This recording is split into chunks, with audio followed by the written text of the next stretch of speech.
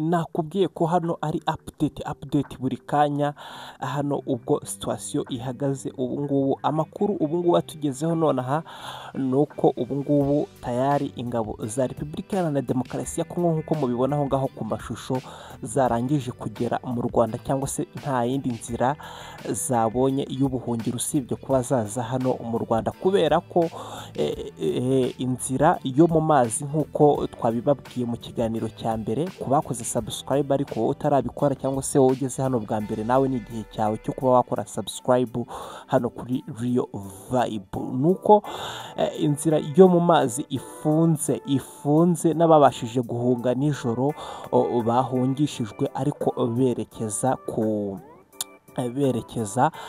kirwa cya Ijwi. Abandi rero muri iki gitondo nta buhungiro, nta hantu ho guhungira.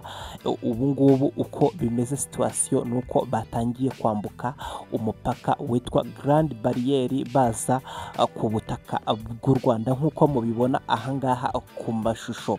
Biravugwa ko rero batangiye kwambuka bari kugera mu Rwanda. Ushobora kugira impungenge ngo ese uko bari kuza mu Rwanda buriya nta ntwaro bashobora kuba bambukanye. Hoya nta mpungenge, kubera ko bari kugera mu Rwanda bagasakwa, ubundi bakamburwa intwaro, ubundi bakajyanwa ahantu hatuje, cyangwa se bakabanza bakashyira ahantu kugira ngo babashe kwitekerezaho neza.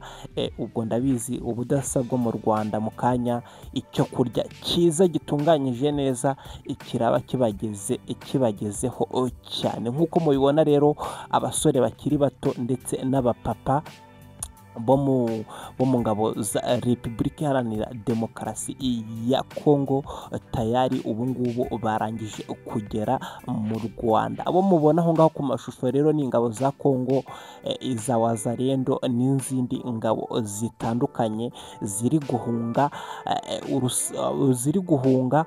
ba mudahushwa b'umutwe w'ingabo za M23 bimaze kwemezwa neza ko arizo ubu ngubu ziri gukontorora ndetse no kugenzura umutekano, cyangwa se agace cyangwa uriya mujyi wa Kivu y'Amajyaruguru, umujyi wa Goma. Hano ni kuri Real Vibe, hita ukora subscribe.